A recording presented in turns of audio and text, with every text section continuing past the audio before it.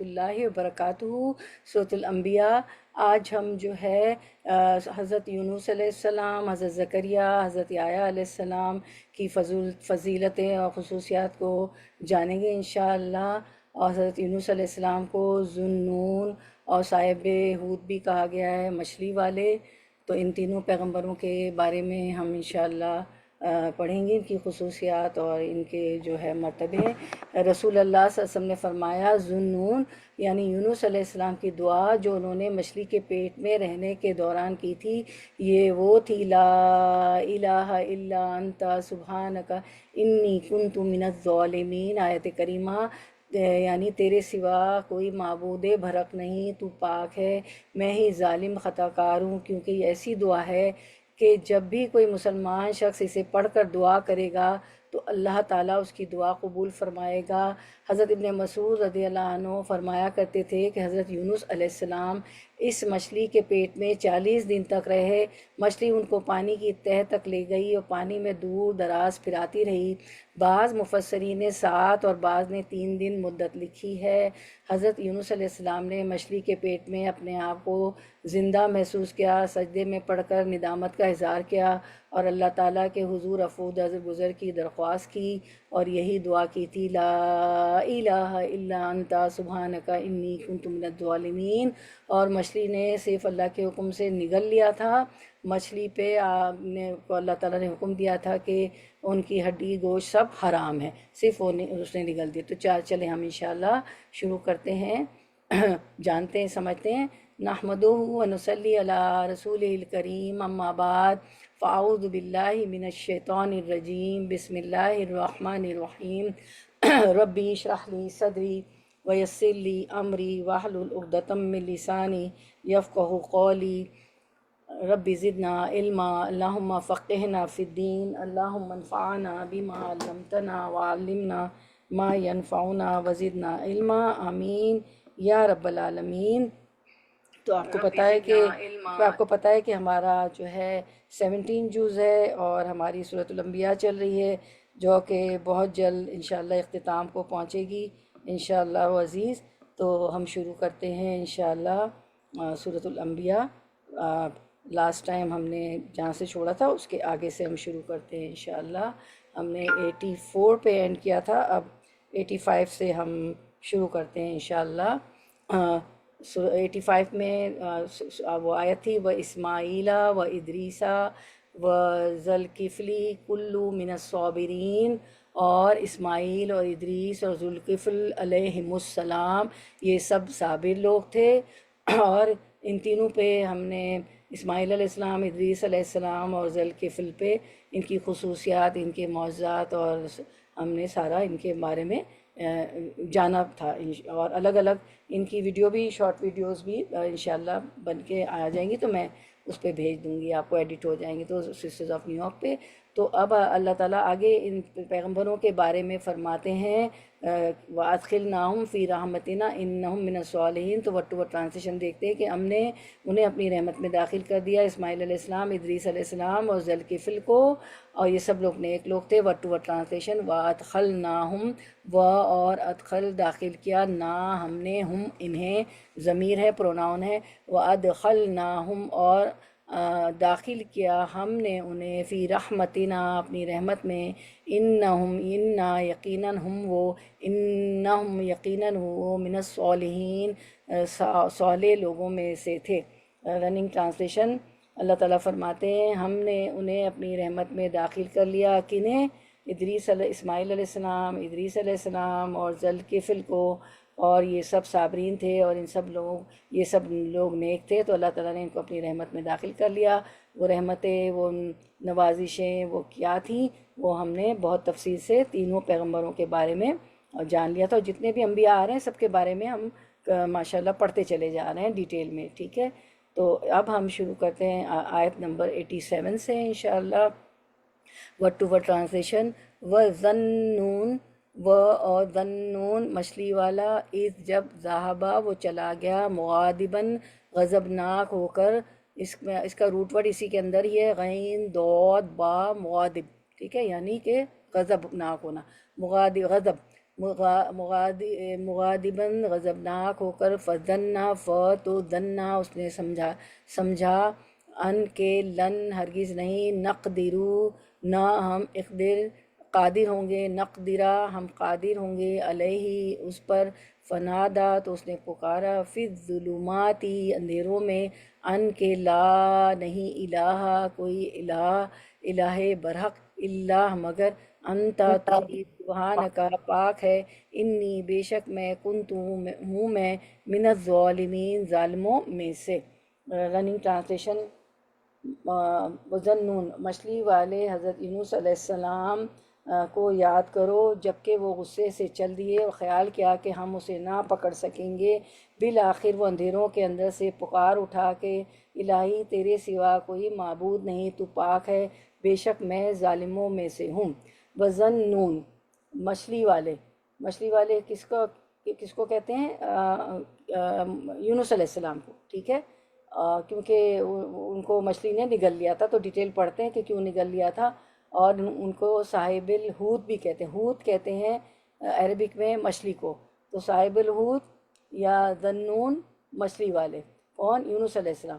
وَذَنُّونِ مچھلی والے، از ذہبا مغاضباً، اور حضرت یونس علیہ السلام کو یاد کرو جبکہ وہ غصے سے چل دیے، اور پھر انہوں نے کیا سوچا، کیا سمجھا، فَظَنَّ أَن لَن نَقْدِرَ عَلَيْهِ، تو وہ سمجھے، اللہ تعالیٰ فرما رہے ہیں کہ جب وہ غصے سے اپنی قوم کو چھوڑ کے چل دیے اور خیال کیا کہ ہم اسے نہ پکڑ سکیں گے، تو فی الظلمات بالآخر اندھیروں میں، اللہ الہ الا انت سبحانک انی کنت من الظالمین، تو اندھیروں کے اندر سے وہ پکار اٹھے، فنادا پکار، ندا دی، ندا سے، ٹھیک ہے، فنادا ندا سے، پس نادا انہوں نے ندا دی، پس انہوں نے ندا دی، انہوں نے اندھیروں فی الظلماتی اندھیروں کے اندر سے پکارا کہ لا الہ الا انت نہیں کوئی معبود، نہیں کوئی الہ سوائے تیرے، سبحانکا تو پاک ہے، انی کنتو من الظالمین بے شک میں ظالموں میں سے ہوں۔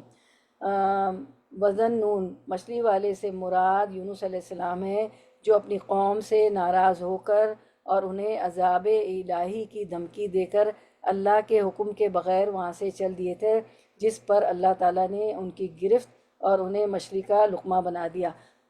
اصل میں وہ بہت تبلیغ کرتے رہے، قوم نے مانا نہیں، اور تو حجت تمام ہو گئی، تو اللہ تعالیٰ نے ان کو، پیغمبر کو تو اللہ تعالیٰ بتا دیتے تھے نا، ان کو بتا دیا کہ اب قوم نہیں مانتی، اب حد تمام ہو گئی ہے، حجت تمام ہو گئی ہے، آپ نے تو اب ان پہ عذاب آئے گا۔ تو اصل میں شریعت یہ ہوتی ہے کہ اللہ تعالیٰ خبر کرتے ہیں کہ عذاب آئے گا، اس کے بعد جو ہے اللہ تعالیٰ پیغمبر کو حکم دیتے کہ اب اس بستی سے آپ نکل جائیں، قوم پہ عذاب آنے والا ہے۔ تو انہوں نے اللہ تعالیٰ کے اس حکم کا انتظار نہیں کیا کہ اللہ تعالیٰ ان کو کہیں کہ اب عذاب آنے والا ہے، نکل جاؤ۔ جب ان کو یہ پتہ چلا، اللہ تعالیٰ نے بتا دیا کہ عذاب آئے گا، تو وہ اللہ کے حکم کے بغیر وہاں سے چل دیے، جس پر اللہ تعالیٰ نے ان کی کیا گرفت کی کہ انہیں مچھلی کا لقمہ بنا دیا۔ تو ابھی ڈیٹیل پڑھیں گے ہم۔ انی کنت من الظالمین، تو ظلمت جو ہے، یہ ظالمین کہ میں ہی بے شک ظالموں میں سے تھا، تو ظلمات جو ہے ظلمتن کی جمع ہے، یعنی اندھیرا۔ یونس علیہ السلام متعدد اندھیروں میں گر گئے، ایک تو رات کا اندھیرا تھا، سمندر کا اندھیرا، اور مچھلی کے پیٹ کا اندھیرا تھا، تو یہ ظلمات تھے، یہ اندھیرے تھے، ٹھیک ہے، رات کا اندھیرا، سمندر کا اندھیرا، اور مچھلی کے پیٹ کا اندھیرا۔ پھر یونس علیہ السلام نے کی دعا دیکھ لیتے ہیں، ہم بھی دعا کر لیتے ہیں۔ دعا آف یونس علیہ السلام، لا الہ الا انت سبحانک انی کنت من الظالمین، اے اللہ آپ کے سوا کوئی معبود نہیں، آپ تمام عیبوں سے پاک ہے، بے شک میں ہی ظالم ہوں، بے شک میں ہی قصوروار ہوں۔ کہ وہ عذاب کا پتہ تو دے دیا اللہ تعالیٰ نے کہ عذاب آئے گا، اپنی قوم کو آپ کو چھوڑ کے جانا ہوگا، لیکن ابھی وقت اور ٹائم نہیں بتایا تھا، انہوں نے کہا اب عذاب تو آنے والا ہے، وہ چل دیے تھے، تو اللہ تعالیٰ نے جو ہے کیا ہوا کہ ان پہ مچھلی کا گرفت کر لی ان کی، اور مچھلی نے ان کو نگل لیا اللہ کے حکم سے، تو انہوں نے مچھلی کے پیٹ میں یہ دعا کی تھی۔ اور پھر اللہ تعالیٰ آگے آپ پڑھیں گی، فرماتے کہ اگر وہ مسبحین میں سے نہ ہوتے، یہ والی تسبیح نہ کرتے، تو وہ قیامت تک مچھلی کے پیٹ میں رہتے، ٹھیک ہے۔ تو رسول اللہ صلی اللہ علیہ وسلم نے فرمایا، جامع ترمذی کی حدیث ہے کہ ذُنُّون یونس علیہ السلام کی دعا جو انہوں نے مچھلی کے پیٹ میں رہنے کے دوران کی تھی وہ یہ تھی، لا الہ الا انت سبحانک انی کنت من الظالمین، میں تیرے سوا کوئی معبود برحق نہیں، تو پاک ہے، میں ہی ظالم خطا کار ہوں۔ کیونکہ یہ ایسی دعا ہے کہ جب بھی کوئی مسلمان شخص اسے پڑھ کر دعا کرے گا تو اللہ تعالیٰ اس کی دعا قبول فرمائے گا، آمین یا رب العالمین۔ پھر اس کے بعد آیت نمبر 88 دیکھ لیتے ہیں، ورڈ ٹو ورڈ ٹرانسلیشن۔ آیت نمبر 88 سورۃ الانبیاء۔ فاستجبنا لہ، تب ہم نے اس کی دعا قبول کی، ونجیناہ، اور غم سے اس کو نجات بخشی، وکذالک ننجی المؤمنین، اور اسی طرح ہم مومنوں کو بچا لیا کرتے ہیں۔ یعنی اللہ تعالیٰ کو جب ہم نے ان کی دعا کو قبول کیا، فاستجبنا لہ، انہیں اس غم سے نجات دی، ونجیناہ من الغم وکذالک ننجی المؤمنین، اور ہم اسی طرح ایمان رکھنے والوں کو نجات دیا کرتے ہیں۔ یعنی اللہ تعالیٰ کو عاجزی سے پکارنے پر اللہ تعالیٰ کا سابقہ خطاؤں کو معاف کر کے مزید انعامات سے نوازنا حضرت یونس علیہ السلام سے ہی مخصوص نہیں۔ صرف یہ نہیں کہ وہ اللہ کے حکم کے بغیر نکل گئے، پھر مچھلی کے پیٹ میں دعا کی تو اللہ تعالیٰ نے ان کو جو ہے مچھلی نے ان کو نگل دیا اللہ کے حکم سے، تو صرف یہ بات نوح علیہ السلام کے لیے نہیں ہے، بلکہ سب کے لیے ہے کہ جو عاجزی سے اللہ تعالیٰ کو پکارے گا تو اللہ تعالیٰ اس کے پورا پچھلے گناہ معاف کر دے گا۔ بلکہ جو بھی ایماندار لوگ ہمیں اسی طرح پکاریں گے، اللہ تعالیٰ فرماتے ہیں ہم انہیں مصائب سے نجات دیں گے، وَكَذَلِكَ نُنْجِي الْمُؤْمِنِينَ۔ تو حضرت یونس مچھلی کے پیٹ میں علیہ السلام یہ دعا کرتے رہے، لا الہ الا انت سبحانک انی کنت من الظالمین۔ الانبیاء، یہ جو ہماری آیت 87 میں ابھی دعا پڑھی نا ہم نے، احادیث میں اس دعا کی بہت فضیلت آئی ہے، اور امت نے شدائد و مصائب میں اس دعا کو بہت مجرب پایا ہے۔ اب یہ تفسیر پڑھ رہے ہیں، کہیں یہ لکھا ہوا ہے کہ 1.25 لاکھ پڑھ لیں یا کتنے لاکھ پڑھ لیں؟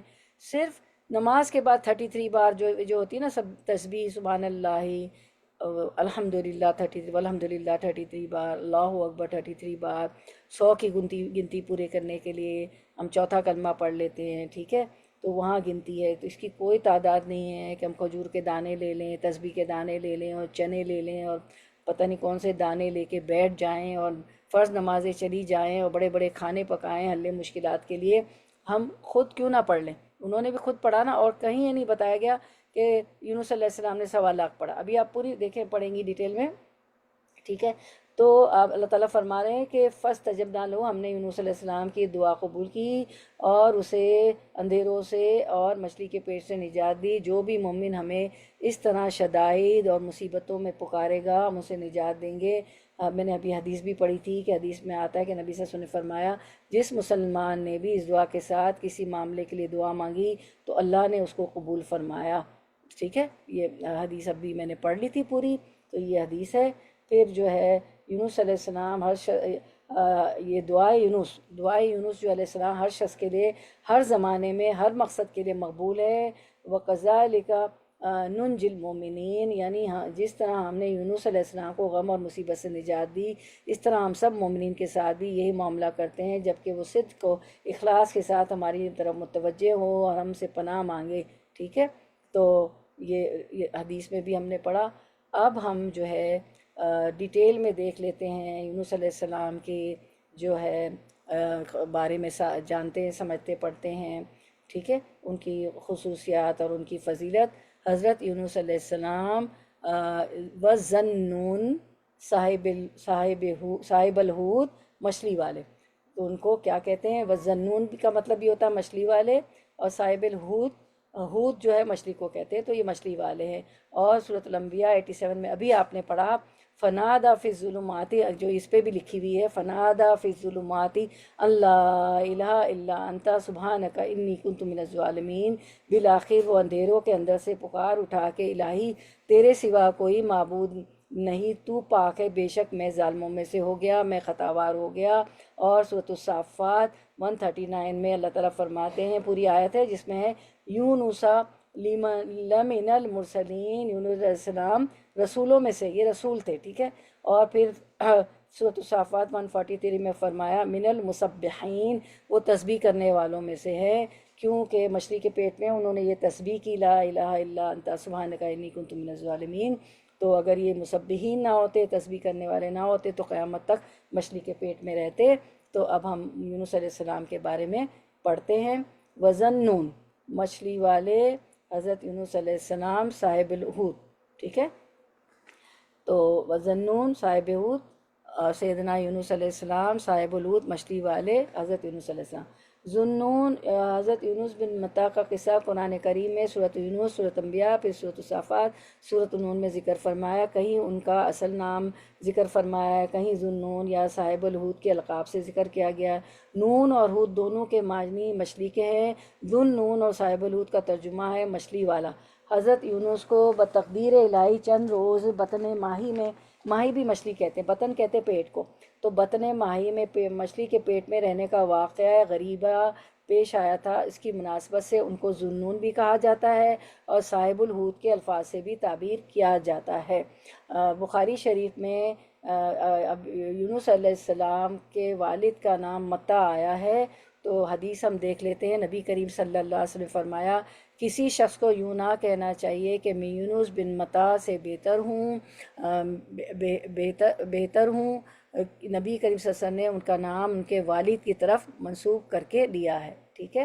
تو یہ اس میں ہے۔ تو حضرت یونس علیہ السلام اسرائیلی نبی تھے، مگر انہیں عاشور سیریا والوں کی ہدایت کے لیے عراق بھیجا گیا تھا۔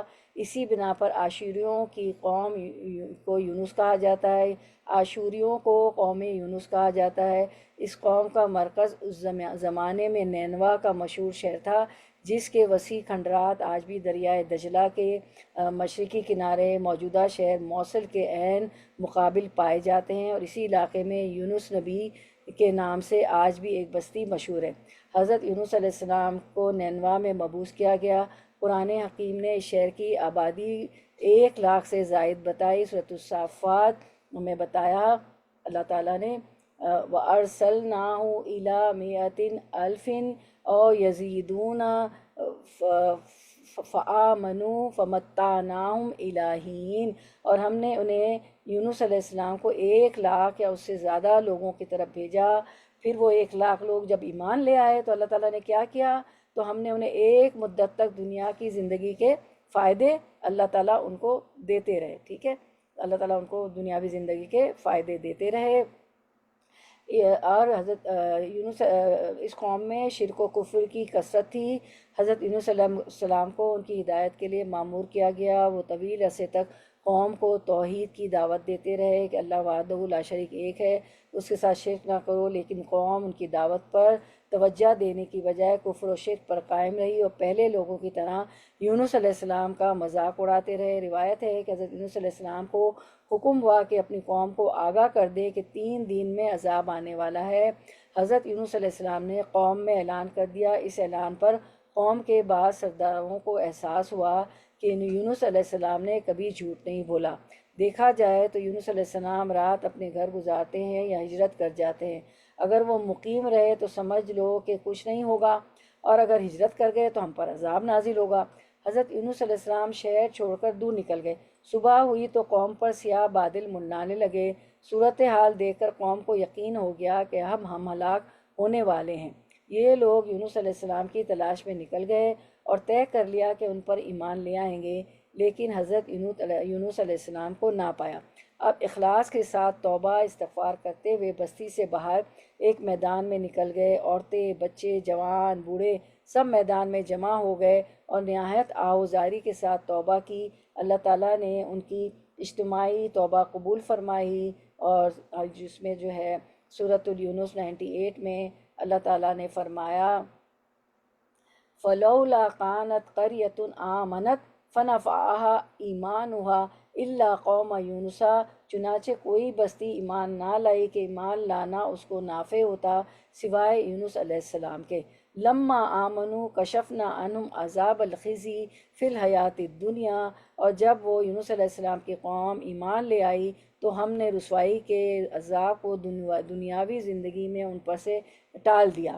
وَمَتَّعْنَاهُمْ إِلَىٰ حِینٍ، اور ان کو ایک وقت خاص تک کے لیے زندگی سے فائدہ اٹھا دینے کا موقع دے دیا، ٹھیک ہے۔ پھر کوئی ایسی بستی کیوں نہ ہوئی جو ایمان لائی تو اس کے ایمان لانے سے نفع دیا ہو۔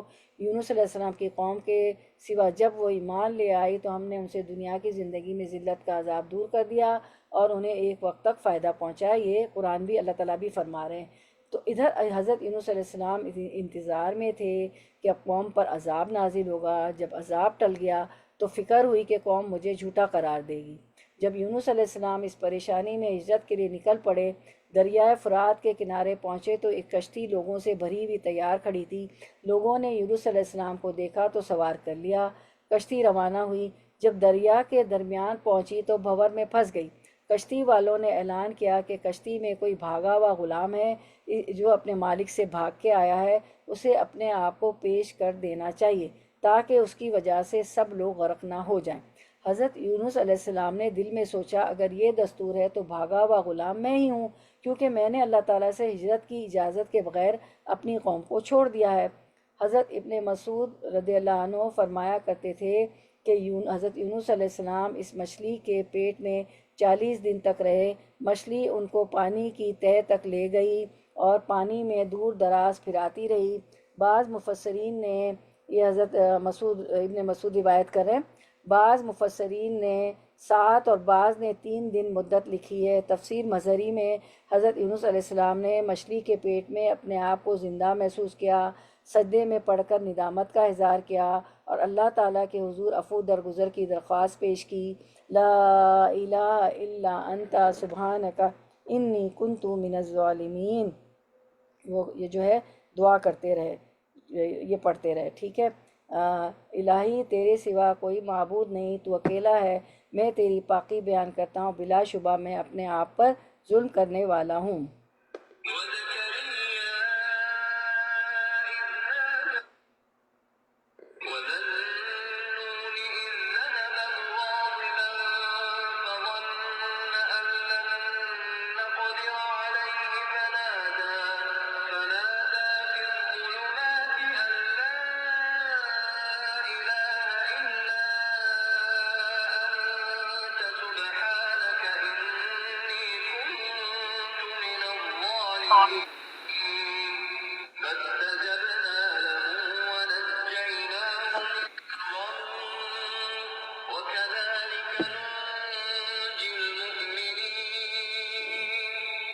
لا الہ الا انت سبحانک انی کنت من الظالمین، الہی تیرے سوا کوئی معبود نہیں، تو اکیلا ہے، میں تیری پاکی بیان کرتا ہوں، بلا شبہ میں اپنے آپ پر ظلم کرنے والا ہوں۔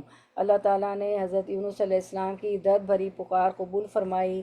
اللہ کے حکم سے مچھلی نے یونس علیہ السلام کو دریا کے کنارے پھینک دیا، اور پھر ہم دیکھتے ہیں کہ سورۃ الصافات 143 to 147 میں اللہ تعالیٰ فرماتے ہیں فَالْتَقَمَهُ الْحُوتُ وَهُوَ مُلِيمٌ، چنانچہ مچھلی نے انہیں نگل لیا اور وہ ملامت زدہ تھے۔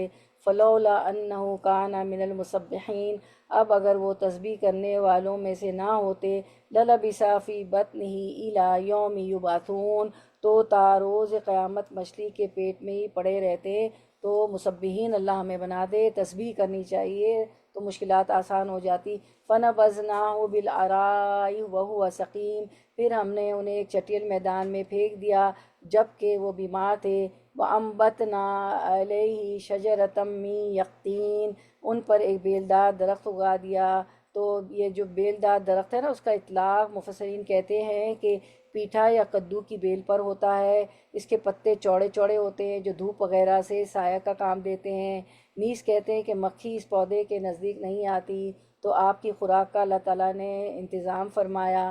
بعض مفسرین کہتے ہیں کہ روزانہ ایک ہرنی آتی جس کا آپ دودھ پی لیتے تھے تاکہ چند دنوں میں آپ چلنے پھرنے کے قابل ہو جائیں۔ تو علیہ شجرۃ من یقطین جو ہے، اس کا اطلاق پیٹھے یا کدو کی بیل پر ہوتا ہے، ٹھیک ہے۔ سورۃ الصافات 147 وَأَرْسَلْنَاهُ إِلَىٰ مِائَةِ أَلْفٍ أَوْ يَزِيدُونَ، اور اس کے بعد انہیں 1 لاکھ یا اس سے زیادہ لوگوں کی طرف بھیجا۔ فَآمَنُوا فَمَتَّعْنَاهُمْ إِلَىٰ حِينٍ، چنانچہ جب وہ لوگ ایمان لے آئے تو ہم نے انہیں کچھ مدت زندگی سے فائدہ اٹھانے کا موقع دیا، یہ ایمان لانے کا فائدہ ہوتا ہے۔ پھر سورۃ الصافات 140، وَإِنَّا يُونُسَ لَمِنَ الْمُرْسَلِينَ، اور یونس بھی علیہ السلام بلا شبہ رسولوں میں سے تھے۔ اِذْ أَبَقَ إِلَى الْفُلْكِ الْمَشْحُونِ، جب وہ ایک بھری کشتی کی طرف بھاگ نکلے، فَسَاهَمَ فَكَانَ مِنَ الْمُدْحَضِينَ، پھر قرا ڈالا تو انہوں نے ذکر اٹھائی۔ ابھی میں نے بتایا نا کہ کشتی بھاری ہو گئی تو ان لوگوں نے کہا کہ کوئی اپنے غلام، آقا سے بھاگا ہوا غلام آیا ہے تو اس کو کشتی سے نکال دو ورنہ سارے ڈوب جائیں گے۔ تو قرا ڈالا، ان کے نام لکھ رہا، اور انہوں نے خود بھی بتا دیا کہ میں بھاگ کے آیا ہوں اپنے آقا سے۔ فَاصْبِرْ لِحُکْمِ رَبِّكَ وَلَا تَكُنْ كَصَاحِبِ الْحُوتِ إِذْ نَادَىٰ وَهُوَ مَكْظُومٌ، سورۃ القلم۔ بس آپ اپنے پروردگار کے حکم کے انتظار میں صبر کیجیے، اور مچھلی والے یونس کی طرح نہ ہونا جب انہوں نے پکارا اور وہ غم سے بھرے ہوئے تھے۔ لولا ان تدارکہ نعمت من ربہ لنبذ بالعراء وہو مذموم، اگر انہیں ان کے پروردگار کا فضل نہ سنبھال نہ دیتا تو وہ برے حالوں ایک چٹیل میدان میں پھینک دیے گئے تھے۔ فاجتباہ ربہ فجعلہ من الصالحین، چنانچہ ان کے پروردگار نے انہیں برگزیدہ اور صالحین میں شامل کر دیا۔ یہ آیات تھی ان کے بارے میں جس میں ساری تفصیل ان کی آ گئی۔ 143 to 147 اس کی پڑھی ہم نے، صافات کی، پھر جو ہے سورۃ القلم کی۔ پھر ہم دیکھتے ہیں یونس علیہ السلام نہایت کمزوری کے عالم میں خشکی پر ڈال دیے گئے، اللہ تعالیٰ نے اپنے فضل سے ان پر ایک بیلدار درخت لگا دیا، اور کہ وہ یہ جو ہے اگر یونس علیہ السلام تسبیح نہ کرتے تو قیامت تک مچھلی کے پیٹ میں رہتے۔ اللہ تعالیٰ فرماتے ہم نے اسے باہر کنارے پر پھینک دیا اس حالت میں کہ وہ بیمار تھے، اس پر کدو کی بیل کو اگا دیا، اور انہیں 1,00,000 سے زائد افراد کی طرف بھیجا، اور وہ 1,00,000 سے زیادہ افراد ایمان بھی لے آئے۔ یونس علیہ السلام نہایت کمزوری کے عالم میں خشکی پر ڈال دیے گئے تو اللہ تعالیٰ نے اپنے فضل سے ان پر ایک بیلدار درخت لگا دیا جس کے پتوں کا سایہ حضرت یونس علیہ السلام پر سائبان بن گیا۔ بعد میں اللہ تعالیٰ کے حکم سے شہر واپس آئے تو قوم نے دیکھا تو بے حد خوشی کا اظہار کیا، اور ان کی رہنمائی میں دنیا اور آخرت کی کامرانی حاصل کی۔ آخرکار پوری قوم حضرت یونس علیہ السلام پر ایمان لے آئی۔ اب وہ جو ہے قوم کو چھوڑ کے کشتی پہ کیوں چلے گئے تھے، تو جو ہے قرآن کریم کے ارشادات اور بعض تصریحات سے اتنا معلوم ہوتا ہے کہ حضرت یونس علیہ السلام کا بغیر اللہ تعالیٰ کے صریح حکم کے اپنی قوم کو چھوڑ کر نکل جانا اللہ تعالیٰ کے نزدیک ناپسند ہوا، اسی پر عذاب نازل ہوا، اور دریا میں پھر مچھلی کے پیٹ میں رہنے کی نوبت آ گئی۔ حضرت یونس علیہ السلام کو اپنے قیاس اور اجتہاد سے یہ گمان تھا، انہوں نے ایک اجتہاد کیا تھا نا کہ اب عذاب تو آنے ہی والا ہے، میں چلا جاتا ہوں، تو حضرت یونس علیہ السلام کو اپنے قیاس اور اجتہاد سے یہ گمان تھا کہ ان حالات میں اپنی قوم کو چھوڑ کر کہیں چلے جانے کے بارے میں مجھ پر اللہ تعالیٰ کی طرف سے کوئی تنگی نہیں کی جائے گی، ٹھیک ہے۔ تو جو ہے ہم دیکھتے ہیں کہ انہوں نے جو ہے سوچا کہ اگر میں ان کو چھوڑ کر کہیں چلا جاؤں گا تو یہ بات اللہ تعالیٰ کے نزدیک قابل مواخذہ اور گرفت نہیں ہوگی۔ اپنے اجتہاد کی بنا پر جو ہے ہجرت کا قصد کر لینا، اللہ تعالیٰ کے صریح حکم کا انتظار نہ کرنا اگرچہ کوئی گناہ نہیں تھا، مگر اللہ تعالیٰ کو یونس علیہ السلام کا یہ طرز عمل پسند نہ آیا کہ وحی کا انتظار کیے بغیر ایک فیصلہ کر لیا۔ یہ اگرچہ کوئی گناہ نہیں تھا مگر خلاف اولا ضرور تھا۔ انبیاء علیہ السلام اور مقربان بارگاہ، جو مقرب بندے ہوتے ہیں وہ بارگاہ الہی کی ان کی شان بارگاہ الہی میں بہت بلند ہوتی ہے، ان کو مزاج سناش ہونا چاہیے، ان سے اس معاملے میں ادنا کوتاہی ہوتی ہے تو اس پر بھی عتاب اور گرفت ہو جاتی ہے۔ حالانکہ ایک ادنا سی بات تھی، یہی معاملہ تھا جس پر عتاب ہوا اور مچھلی اللہ کے حکم سے مچھلی نے نگل لیا۔ تفسیر قرطبی میں یہ نقل کیا گیا ہے کہ ظاہر ہے کہ یہ صورت غضب یونس کی اس وقت پیش آئی جب کہ قوم سے عذاب ہٹ گیا، ان کو یہ پسند نہ تھا، اور یہ مچھلی کے پیٹ میں چند روز رہنا بھی کوئی تعذیب نہیں بلکہ تعدیب کے طور پر تھا۔ جیسے اپنے نابالغ بچوں پر زجر و تنبیہ تعذیب نہیں ہوتی، تعدیب ہوتی ہے تاکہ آئندہ وہ احتیاط برتیں۔ حضرت امام قرطبی نے یہ بیان کیا، تو یہ جو تھا ان کی آرائیں تھی مفسرین کی۔ پھر ہم دیکھتے ہیں کہ انہوں نے ایک اجتہاد کر لیا تھا نا، اور اللہ تعالیٰ نے مچھلی کو جو ہے حکم دے دیا تھا کہ ان کا جسم، ان کی گوشت ہڈی تم پہ صرف حرام ہے، انہیں صرف نگل لو، ٹھیک ہے۔ تو پھر ابھی آپ نے آیت میں بھی پڑھا کہ پھر اللہ کے حکم سے مچھلی نے ان کو نگل دیا، اور بیلدار ایک درخت تھا تو اللہ تعالیٰ نے وہ ان کو دے دیا تھا غذا کے طور پہ۔ پھر ہم دیکھتے ہیں کہ یونس علیہ السلام نہایت کمزوری کے عالم میں خشکی پر ڈال دیا گئے، اللہ تعالیٰ نے اپنے فضل سے ان پر ایک بیلدار درخت لگا دیا جس کے پتوں کا سایہ حضرت یونس علیہ السلام پر سائبان بن گیا۔ پھر اللہ تعالیٰ کے حکم سے شہر واپس آئے تو قوم نے دیکھا تو بے حد خوشی کا اظہار کیا، ان کی رہنمائی میں دنیا اور آخرت کی کامرانی حاصل کی۔ آخرکار پوری قوم حضرت یونس علیہ السلام پر ایمان لے آئی۔ حضرت یونس علیہ السلام کی وفات۔ حضرت یونس علیہ السلام کے مقام وفات کے بارے میں مفسرین کے دو قول ہیں۔ نینوا میں مبعوث کیے گئے، وہاں فوت ہوئے تھے، پہلا تو یہ قول ہے۔ پھر دوسرا قول یہ ہے کہ فلسطین کے شہر الخلیل میں وفات پائی، جو اکثر انبیاء کرام کا مدفن ہے۔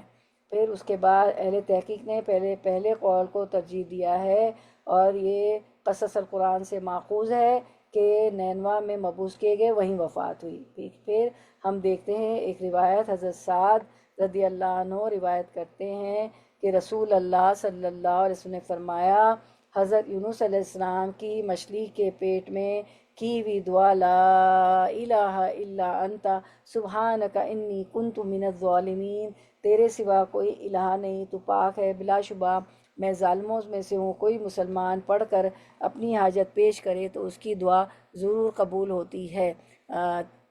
اس کی دعا، کیونکہ یہ ایسی دعا ہے جب بھی کوئی مسلمان شخص اسے پڑھ کر دعا کرے تو اللہ تعالیٰ اس کی دعا قبول فرمائے گا۔ جامع ترمذی کی یہ روایت ہے۔ تو اللہ تعالیٰ نے حضرت یونس علیہ السلام کی دعا قبول کی اور انہیں اس عظیم پریشانی سے نجات دی۔ تو جو شخص بھی اللہ تعالیٰ سے اپنے گناہوں کی معافی مانگے اور اللہ تعالیٰ اسے معاف فرما دیتا ہے، اللہ تعالیٰ تو غفور الرحیم ہے۔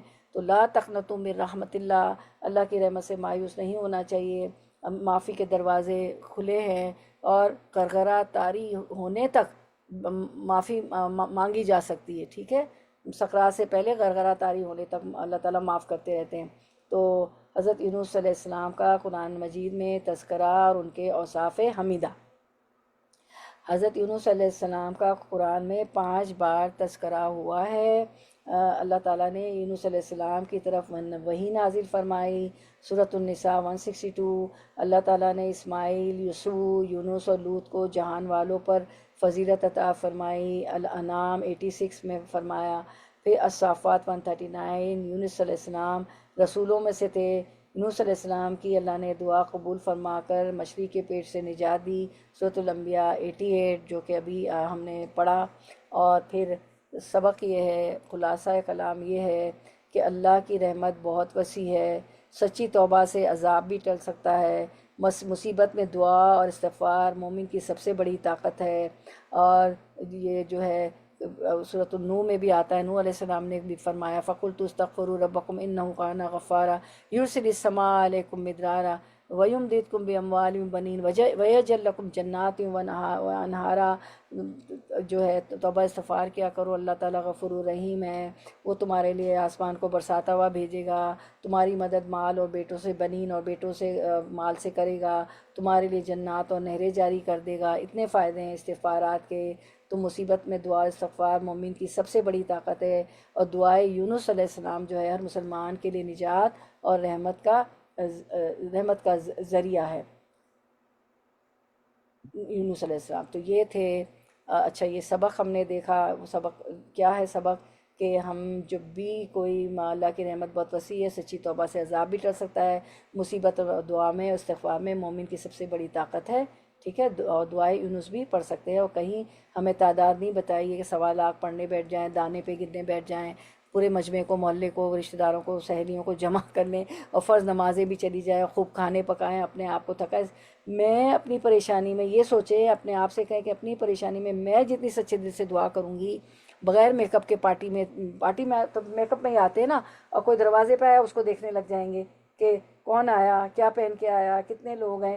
لیکن جتنے خلوص و دل سے میں اپنی مصیبت کے لیے پڑھوں گی، ہم اپنے آپ کے لیے پڑھیں گے، تو ہم کتنے جو دل سے اور توجہ سے پڑھیں گے نا، ادھر ادھر بھی ہماری وہ نہیں، خیال بھی ادھر ادھر نہیں جائے گا۔ تو یہ ہے، کہیں بھی نہیں لکھا ہوا تعداد ہے نا، یہ ہے کہ محفل ویسے آپ پارٹی کر لیں، ویسے بلا لیں، ویسے دروس کر لیں، کوئی اچھی بات کر لیں۔ تو یہ ہے حضرت یونس علیہ السلام، وَذَنُّونِ صاحب الحوت، مچھلی والے، فنادا فی الظلمات اللہ الہ الا انت سبحانک انی کنت من الظالمین، بالآخر وہ اندھیروں میں کے اندر سے پکار اٹھا کہ الہی تیرے سوا کوئی معبود نہیں، تو پاک ہے، بے شک میں ظالموں میں سے ہوں۔ یونس لمن المرسلین، وہ جو ہے صافات 139 کہ یونس علیہ السلام رسولوں میں سے ہے، اور صافات 143 من المسبحین، تسبیح کرنے والوں میں سے ہیں۔ اگر وہ تسبیح نہ کرتے للبث فی بطنہ، تو وہ قیامت تک اس کے بطن میں، مچھلی کے بطن میں رہتے۔ تو تسبیح کے اتنے فائدے ہیں میری بہنوں۔ وَذَنُّونِ إِذ ذَهَبَ مُغَاضِبًا فَظَنَّ أَن لَّن نَّقْدِرَ عَلَيْهِ فَنَادَىٰ فِي الظُّلُمَاتِ أَن لَّا إِلَٰهَ إِلَّا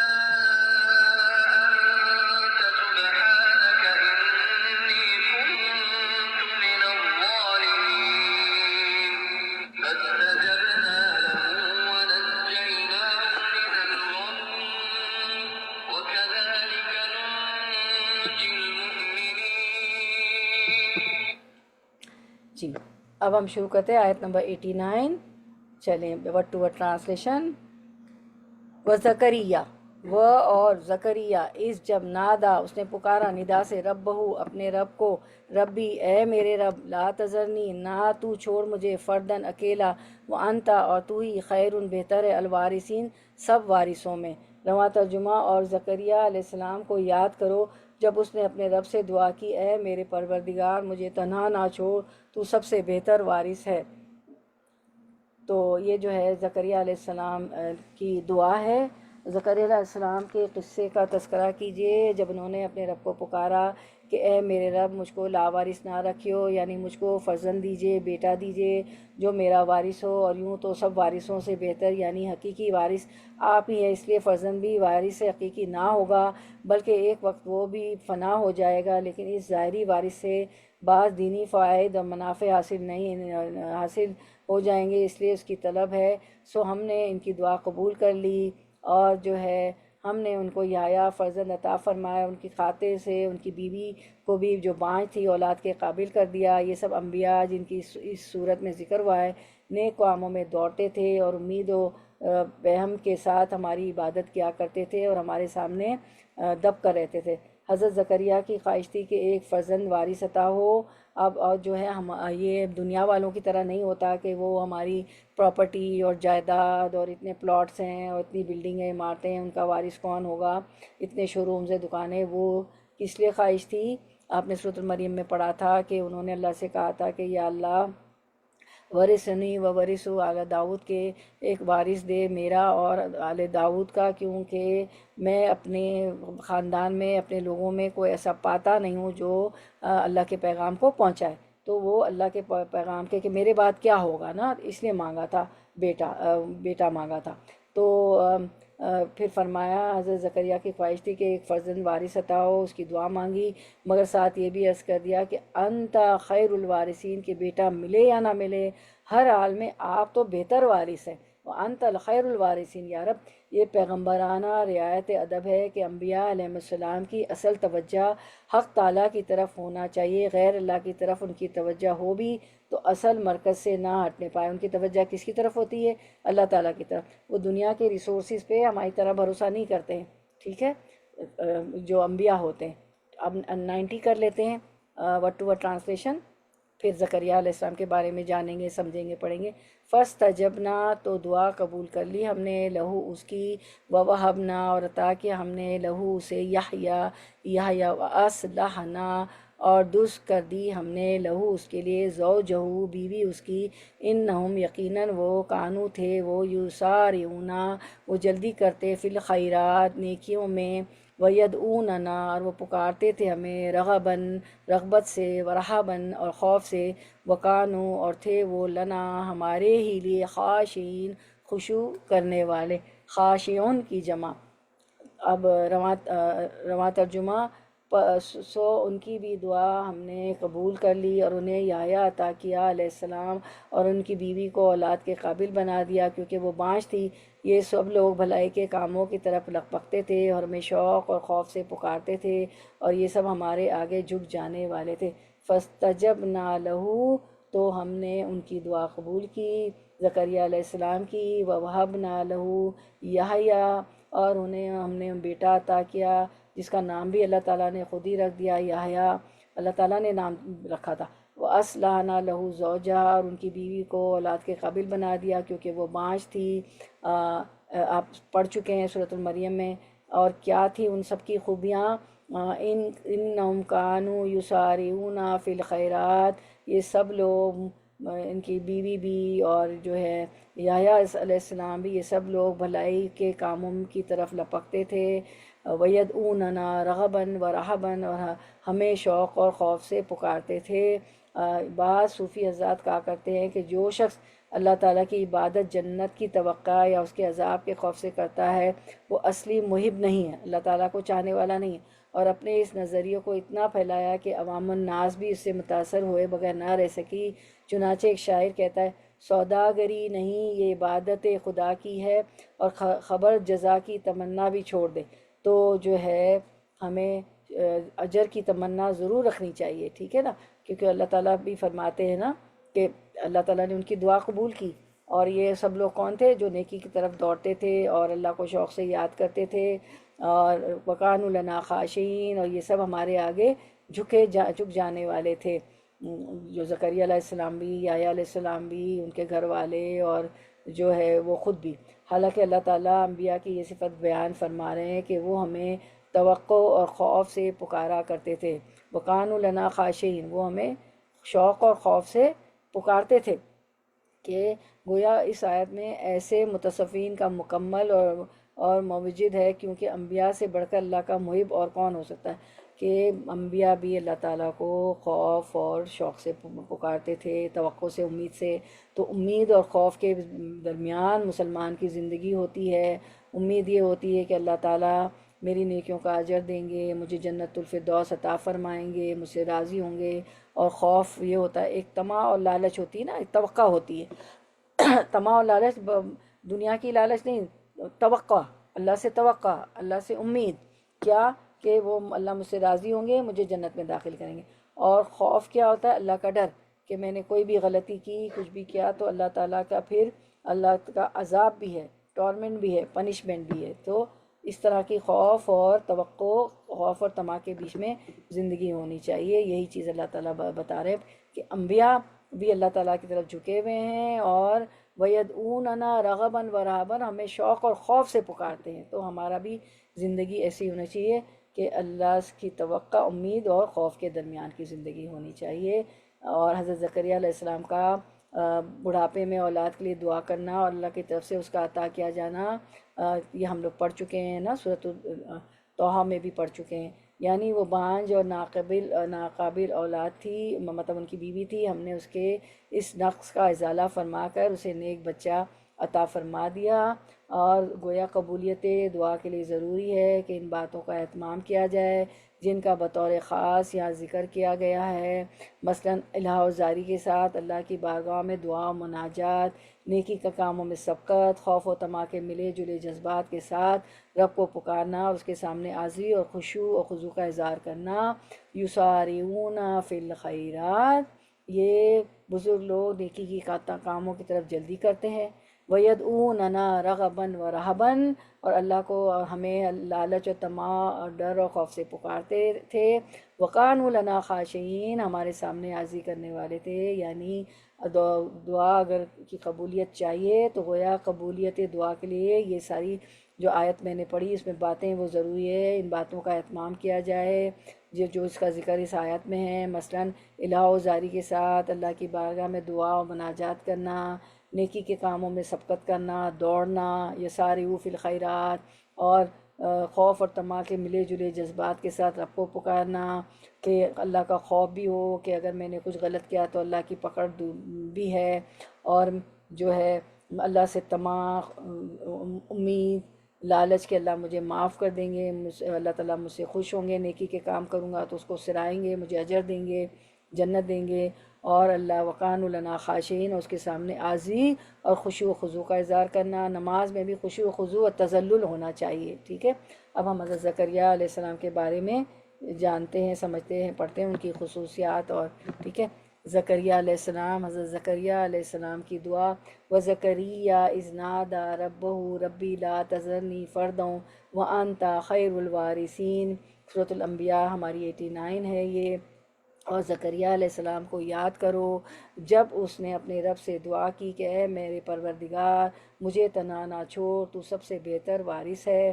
اور پھر ہمارا جو ٹائٹل تھا اس میں سورۃ مریم کی آیت نمبر 4 بھی ہے، پھر اس میں ولم اکم بدعائک ربی شقیہ، کہ اے اللہ میں تجھ سے مانگ، پھر یہ بھی فرماتے ہیں زکریا علیہ السلام کہ اللہ میں تجھ سے مانگ کر کبھی بھی جو ہے شقیًا نہیں ہوا، محروم نہیں رہا ہوں، کبھی بھی مانگ کے میں بد نصیب نہیں ہوا ہوں، ٹھیک ہے نا۔ وزكريا إذ نادى ربه رب لا تذرني فردا وأنت خير الوارثين فاستجبنا له ووهبنا له يحيى وأصلحنا له زوجه إنهم كانوا يسارعون في الخيرات ويدعوننا رغبا ورهبا وكانوا لنا خاشعين۔ جی، تو حضرت زکریا علیہ السلام کے متعلق ہم جانتے ہیں، سمجھتے ہیں۔ اب ہم کیا ہے کہ زکریا علیہ السلام، یونس علیہ السلام مچھلی کے پیٹ میں اکیلے تھے، ان کا ذکر ہم نے پڑھا۔ حضرت زکریا علیہ السلام بیٹا نہ ہونے کی وجہ سے اپنے آپ کو اکیلا خیال کرتے تھے، اللہ تعالیٰ دونوں کی دعا قبول فرمایا، اس لیے یونس علیہ السلام کے بعد حضرت زکریا علیہ السلام اور ان کے لخت جگر حضرت یحییٰ علیہ السلام کا تذکرہ کیا۔ اصل میں حضرت مریم جب بڑی ہوئیں تو انہیں حضرت زکریا علیہ السلام کی کفالت میں دے دیا گیا۔ حضرت مریم کی والدہ آپ کو پتہ ہے انہوں نے دعا کی تھی کہ میرے ہاں بیٹا ہوگا تو اللہ آپ کی نظر کر دوں گی، تو ان کے ہاں بیٹا نہیں بیٹی ہوگی حضرت مریم علیہ السلام، تو انہوں نے اللہ تعالیٰ سے وعدہ کیا تھا کہ میں انہیں آپ کی نظر کر دوں گی، تو ان کو بیت المقدس میں عبادت کے لیے بھیج دیا تھا۔ تو حضرت مریم جب بڑی ہوئی تو انہیں حضرت زکریا علیہ السلام کی کفالت میں دے دیا گیا بیت المقدس میں۔ اس زمانے کے مذہبی رواج کے مطابق اللہ تعالیٰ کی راہ میں وقف لوگ تارک الدنیا ہو کر مسجد اقصیٰ میں تعلیم و تربیت اور ذکر و اذکار میں مصروف رہتے تھے، اور دین محمدیہ ہماری شریعت میں جو ہے تارک الدنیا نہیں ہونا ہمیں، ٹھیک ہے، دین دنیا ساتھ چلانا ہے۔ ربنا آتنا فی الدنیا حسنۃ وفی الآخرۃ حسنۃ، تو ان میں وہ عورتیں بھی شامل ہو جاتی تھیں مسجد اقصیٰ میں جنہوں نے اپنے آپ کو دنیا کے معاملات سے الگ کر لیا ہوتا ہے۔ حضرت مریم انہی ذاکرات میں شامل ہو کر اپنے حجرت میں محو عبادت رہا کرتی تھی۔ ان کے کھانے پینے کا انتظام ان کے خالو حضرت زکریا علیہ السلام کے سپرد کیا گیا تھا، کیونکہ ان کو کفالت دی گئی تھی حضرت مریم علیہ السلام کی کہ وہ ان کی دیکھ بھال کریں۔ ایک دن زکریا علیہ السلام ان کے ہاں حجرے میں تشریف لائے تو ان کے پاس غیر موسمی عمدہ پھل دیکھ کر ششدر رہ گئے، حیران ہو کر پوچھتے ہیں کہ بیٹی مریم یہ پھل کہاں سے آئے؟ مریم علیہ السلام نے جواب دیا کہ اللہ تعالیٰ کی عطا کا نتیجہ ہے، اللہ تعالیٰ جسے چاہے بلا حساب رزق سے نوازتا ہے۔ یہ سنتے اور اللہ کی قدرت دیکھتے حضرت زکریا علیہ السلام کے رونگٹے کھڑے ہوئے اور وجود تھرانے لگا، اور بے ساختہ اللہ کے حضور اٹھے اور فریاد کرنے لگے کہ اے میرے رب، مجھے بھی اپنی جانب سے نیکوکار اولاد نصیب فرما، یقیناً تو دعا سننے والا ہے۔ زکریا علیہ السلام ابھی اسی حجرے میں نماز کی حالت میں کھڑے تھے کہ اللہ تعالیٰ کی طرف سے ملائکہ کا نزول ہوا۔ انہوں نے اپنے آپ کو یہ نوید سنائی کہ اے زکریا، خوش ہو جائیے کہ اللہ تعالیٰ آپ کو بیٹا عطا فرمائیں گے جس کا نام یحییٰ ہوگا، وہ اللہ تعالیٰ کے کلمے کی تصدیق کرے گا اور سردار ہوگا، اور نہایت ہی پاک باز، اپنے آپ کو حفاظت کرنے والا اور انبیاء میں سے ہوگا۔ تو اس کو یہ جو ہے اللہ تعالیٰ نے سورۃ آل عمران کی آیت نمبر 37 38 میں فرمایا، فَتَقَبَّلَهَا رَبُّهَا بِقُبُولٍ حَسَنٍ وَأَنبَتَهَا نَبَاتًا حَسَنًا وَكَفَّلَهَا زَكَرِيَّا كُلَّمَا دَخَلَ عَلَيْهَا زَكَرِيَّا الْمِحْرَابَ وَجَدَ عِندَهَا رِزْقًا، پس اسے اس کے پروردگار نے اچھی طرح قبول کر لیا۔ کسے؟ بی بی مریم کو، کیونکہ ان کی والدہ نے منت مانی تھی، اور اسے بہترین پرورش دی۔ اس کی خبر لینے والا زکریا علیہ السلام کو بنایا۔ جب کبھی زکریہ علیہ السلام بی بی مریم کے حجرے میں جاتے، ان کے پاس روزی رکھی ہوئی پاتے، پھل وغیرہ کھانا وغیرہ، تو پاتے، تو پھر وجدہ اندہ رزقا، پھر پوچھتے قال یا مریم انا لکی ھذا، وہ پوچھتے اے مریم یہ روزی تمہارے پاس کہاں سے آئی؟ وہ جواب دیتی قال مریم انا لکی ھذا، وہ پوچھتے تھے زکریا علیہ السلام یہ کہاں سے آیا؟ تو مریم جواب دیتی حضرت مریم قالت ہوا من عند اللہ، وہ جواب دیتی اللہ تعالیٰ کے پاس ہے، پاس سے آیا ہے، ان اللہ یرزق من یشاء بغیر حساب، بے شک اللہ تعالیٰ جسے چاہے بے شمار روزی دے۔ اب یہ جب سنا انہوں نے کہ بے موسم کے پھل، بے موسم کی چیزیں ان کے پاس اللہ کی طرف سے آتی ہیں، تو اللہ تعالیٰ آگے فرماتے ہیں کہ انہوں نے فوراً دعا کی، ہنالک دعا زکریہ ربہ، اسی جگہ زکریہ علیہ السلام نے اپنے رب سے دعا کی، کیا دعا کی؟ قال ربی حب لی من لدنک ذریۃ طیبۃ، کہا اے میرے پروردگار مجھے اپنے پاس سے پاکیزہ اولاد عطا فرما، انک سمیع الدعاء، بے شک تو دعا کا سننے والا ہے۔ یعنی ان کو کتنا یقین تھا، دعا بھی مانگی اور کہا کہ اللہ تو سمیع الدعاء ہے، تو سننے والا ہے۔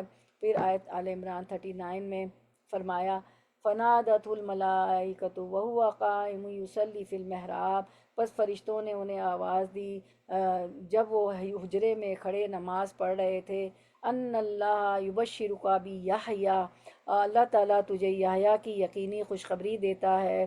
آل عمران 39، مصدقا بکلمۃ من اللہ، اور اللہ تعالیٰ کے کلمے کی تصدیق کرنے والے ہوں گے یحییٰ علیہ السلام، وسیداً، اور سردار ہوں گے، وحصوراً، اور ضابطۂ نفس، ونبیًا من الصالحین، اور نبی ہے نیک لوگوں میں سے یہ ہوں گے۔ ٹھیک ہے، اس کے بعد بیٹے کی خوشخبری سناتے ہوئے ملائکہ نے یہ بھی کہا کہ اس کا نام یحییٰ ہوگا، اور اس سے پہلے اس کا نام کوئی شخص نہیں ہوا، تو زکریا علیہ السلام حیرت زدہ ہو کر اللہ کے حضور عرض کرتے ہیں کہ بار الہی مجھے کس طرح بیٹا نصیب ہوگا جب کہ میں بوڑھا ہوں اور میری بیوی جسمانی طور پر بچہ جننے کے لائق نہیں ہے۔ ملائکہ نے خوشخبری سنائی تو تعجب کا اظہار فرمانے لگے، مگر تعجب کا اظہار ملائکہ سے کرنے کی بجائے براہ راست اللہ تعالیٰ سے کرتے ہیں، کیونکہ اولاد دینے والا تو وہی ہے، اور یہ خوشخبری بھی اللہ تعالیٰ کی طرف سے تھی۔ فرشتہ تو محض پیغام رسا ہے۔ زکریا علیہ السلام کے تعجب کے جواب میں ارشاد ہوا کہ میرے بندے، اللہ اپنے کام کو خود ہی جانتا ہے، اور وہ اسی طرح کرتا ہے جس طرح اس کی منشا ہوا کرتی۔ پھر عرض کرنے لگے اے رب میرے لیے بیٹے کی کوئی واضح نشانی ہونی چاہیے۔ اللہ تعالیٰ نے فرمایا تم 3 دن تک لوگوں سے اشارے کے علاوہ کلام نہیں کر سکو گے، ان ایام میں خاص طور پر صبح و شام اللہ تعالیٰ کی حمد اور اس کا شکریہ ادا کرتے رہنا۔ ٹھیک ہے، تو جو ہے اس کا شکریہ ادا کرتے رہنا۔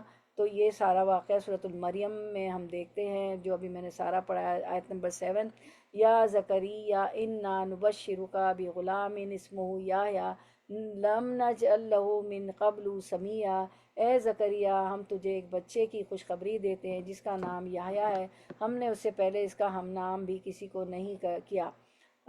قال ربی انا یکون لی غلام وکانت امرأتی عاقرا وقد بلغت من الکبر عتیہ، زکریا علیہ السلام کہنے لگے میرے رب میرے ہاں لڑکا کیسے ہوگا جب کہ میری بیوی بانجھ وہ ہے اور میں خود بڑھاپے کی انتہائی ضعف کو پہنچ چکا ہوں۔ سورۃ مریم 9 میں آتا ہے قال کذالک قال ربک هو علی حین وقد خلقتک من قبل ولم تک شیئا، ارشاد ہوا کہ وعدہ اسی طرح ہو چکا، تیرے رب نے فرما دیا کہ مجھ پر تو یہ بالکل آسان ہے کہ بڑھاپا ہے اور بیوی بانجھ ہے، پھر بھی میں اولاد دوں گا، اور تو خود جب کہ کچھ نہ تھا میں تجھے پیدا کر چکا ہوں، تو میرے لیے آسان ہے۔ سورۃ مریم آیت 10، 11 قال رب اجعلنی قال آیاتک اللہ تکلم الناس ثلاث لیال سویہ، کہنے لگے میرے پروردگار میرے لیے کوئی علامت مقرر فرما دے، تو اللہ تعالیٰ نے زکریا علیہ السلام کو فرمایا تیرے لیے علامت یہ ہے کہ باوجود بھلا چنگا ہونے کے 3 راتوں تک کسی شخص سے بول نہ سکے گا۔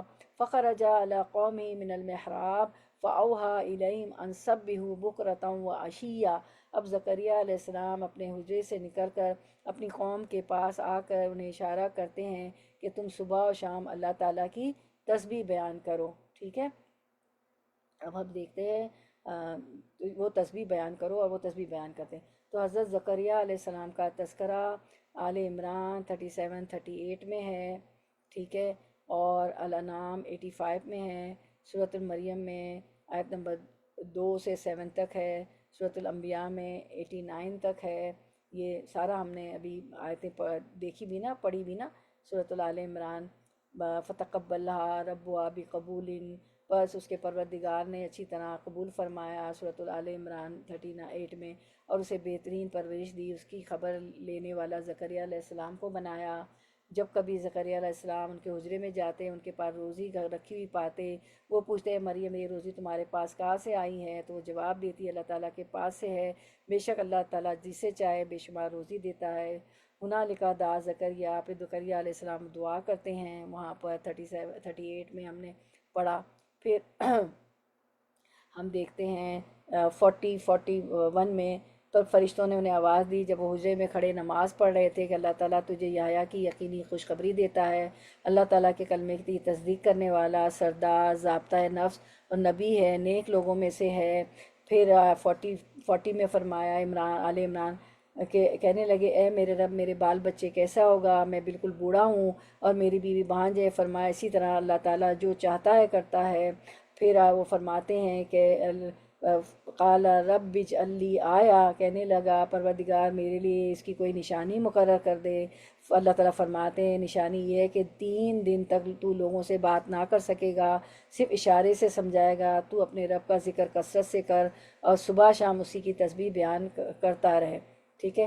پھر سورۃ المریم میں جو ہے آیت نمبر جو ہے 2 سے 7 تک ہے، ذکر رحمت ربک عبدہ زکریا، یہ ہے تیرے پروردگار کی اس مہربانی کا ذکر جو اس نے اپنے بندے زکریا پر کی تھی، اذ نادى ربہ نداء خفیا، جبکہ اس نے اپنے رب سے چپکے چپکے دعا کی تھی کہ اے میرے پروردگار میری ہڈیاں کمزور ہو گئی ہیں اور سر بڑھاپے کی وجہ سے بھڑک اٹھا ہے، لیکن میں کبھی بھی تجھ سے دعا کر کے محروم نہیں ہوا، ولم اکم بدعائک ربی شقیا، وإنی خفت الموالی من ورائی وکانت امرأتی عاقرا فہب لی من لدنک ولیہ، مجھے اپنے مرنے کے بعد اپنے قرابت والوں کا ڈر ہے، میری بیوی بھی بانجھ ہے، پس تو مجھے اپنے پاس سے وارث عطا فرما۔ پھر سورۃ مریم میں 6، 7، 8 میں جو میرا بھی وارث ہو اور یعقوب علیہ السلام کے خاندان کا بھی ناشین ہو، اور میرے رب تو اسے مقبول بنا لے۔ یا زکریا انا نبشرک بغلام اسمہ یحییٰ، اے زکریا ہم تجھے ایک بچے کی خوشخبری دیتے ہیں جس کا نام یحییٰ ہے۔ اللہ نے نام بھی تجویز کر دیا، ہم نے اس سے پہلے اس کا ہم نام بھی کسی کو نہیں کیا، سبحان اللہ۔ قال ربی انا یکون لی غلام، کہا زکریا علیہ السلام کہنے لگے میرے رب میرے ہاں لڑکا کیسے ہوگا جبکہ میری بیوی بانجھ اور میں خود بڑھاپے کی انتہائی ذوف کو پہنچ چکا ہوں۔ اللہ تعالیٰ فرمایا قال کذالک قال ربک هو علی ہین وقد خلقتک من قبل ولم تک شیئا، ارشاد ہوا کہ وعدہ اسی طرح ہو چکا، تیرے رب نے فرما دیا کہ مجھ پر تو یہ بالکل آسان ہے، اور تو خود جب کہ کچھ نہ تھا میں تجھے پیدا کر چکا تھا۔ اللہ تعالیٰ نے ہم سب کو ایسے ہی پیدا کیا نا، ہم کچھ بھی نہیں تھے۔ اور سورۃ الانبیاء جو کہ 89 ہماری ہم اسی پڑھ ہی رہے ہیں کہ اس وقت کو یاد کرو جب زکریا نے اپنے رب کو پکارا کہ اے پروردگار مجھے اکیلا نہ چھوڑ، تو بہترین وارث ہے۔ حضرت زکریا علیہ السلام نے اپنے رب کے حضور بیٹے کی دعا کی، ٹھیک ہے، تو کیا دعا کی؟ اللہ تعالیٰ نے زکریا علیہ السلام کی بیوی کو صحت عطا فرمائی، اور یہ ہمیں یحییٰ علیہ السلام نے عنایت فرمائے۔ سورۃ الانبیاء 90 میں اللہ تعالیٰ فرماتے ہیں وَاسْتَجَبْنَا لَهُ وَوَهَبْنَا لَهُ يَحْيَىٰ وَأَصْلَحْنَا لَهُ زَوْجَهُ، حضرت زکریا علیہ السلام کی بیوی اور ان کے بیٹے یحییٰ علیہ السلام نیکی کے کاموں میں سبقت کرنے والے تھے، اِنَّهُمْ كَانُوا يُسَارِعُونَ فِي الْخَيْرَاتِ، حضرت زکریا علیہ السلام اور ان کے اہل خانہ پوری رغبت اور خوف کے ساتھ اپنے رب کی عبادت کرتے تھے، وَيَدْعُونَنَا رَغَبًا وَرَهْبًا وَكَانُوا لَنَا خَاشِعِينَ، اور وہ یہ سب ہمارے آگے جھک جانے والے تھے۔ تو نیکی کے کام میں سبقت کرنے کا حکم ہمیں کہاں کہاں ملتا ہے؟ سورۃ البقرہ 148 میں نیکی کے اصول میں جلدی کرو، پھر نیکی میں سبقت کرنے والے سب سے اعلیٰ ہوں گے۔ سورۃ الفاتر 32 میں فرمایا کہ نیکی میں سبقت کرنے والے سب سے اعلیٰ ہوں گے۔ اور پھر نیکی میں سبقت کرنے کا حکم ہمیں سورۃ الواقعہ آیت نمبر 10 اور 11 میں بھی ملتا ہے، سبقت کرنے والے اللہ کے مقرب ہوں گے، ٹھیک ہے۔ تو یہ تھا حضرت زکریہ علیہ السلام کے متعلق ہم نے پڑھا کہ وزکریا از ان کی دعا از نادا ربہ ربی لا تذرنی فردًا وانت خیر الوارثین، اور زکریا علیہ السلام کو یاد کرو جب اس نے اپنے رب سے دعا کی، اے میرے پروردگار مجھے تنہا نہ چھوڑ، تو سب سے بہتر وارث ہے۔ اور پھر یہ ان کی دعا ولم اکم بدعائی کا ربی شقیان، ٹھیک ہے۔ تو یہ تھے حضرت زکریہ علیہ السلام۔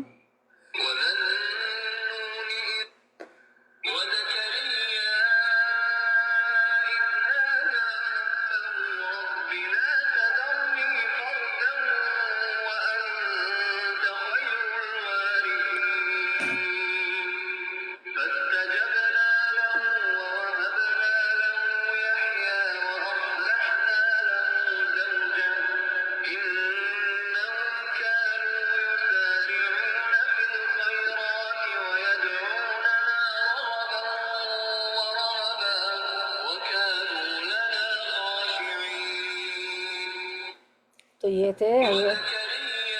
تھے حضرت زکریا علیہ السلام، ان کی دعا، ٹھیک ہے۔ تو اس پہ ہم نے زکریا علیہ السلام ہمارا کمپلیٹ ہو گیا۔ وہ اس دکھا دیں، سلائیڈ دکھا دیں زکریا علیہ السلام والا، چلیں۔ تو یہ تھے زکریا علیہ السلام۔